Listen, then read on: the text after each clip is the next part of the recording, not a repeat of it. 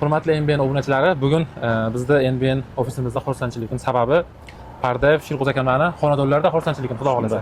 Ozgina bizda sababimiz tekkan bo'lishi mumkin. Asosan o'zlarini harakatlari Alloh taqdir qilibdi. Mana shu mashinani xudo xolasa akamlarga izishga xudo xolasa qaror qildik. Bu mashinamiz hali ilonga chiqmagan edi.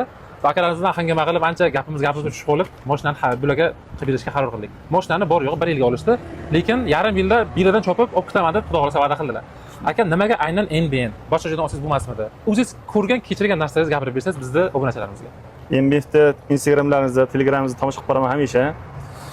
Bular ashaddiy bizda obunachimiz xudo xolasa. Beskafel banklarni aralashtirmasdan savdo bo'layotgan o'rtada savdo pishgani uchun shu yerga keldik. Birorta bank yoki bir o'ndaqaga bordingizmi? Yo'q, hech yerga bormadim. Notarius olgan bir hech yerga bormadim. Hamma ishimiz shu yerda ofisda o'zida bitta. Necha soatda bitdi? Uzog'i 25 minutda bitta. 25 minutda bitdi xudo xolasa. Bitta. Bizda obunachilarga ikki og'iz fikringiz o'zingizda. Nima taklif qilasiz, nima maslahat berasiz? Ham qishloqlar. Mana NBN'da keldik. Ishonli.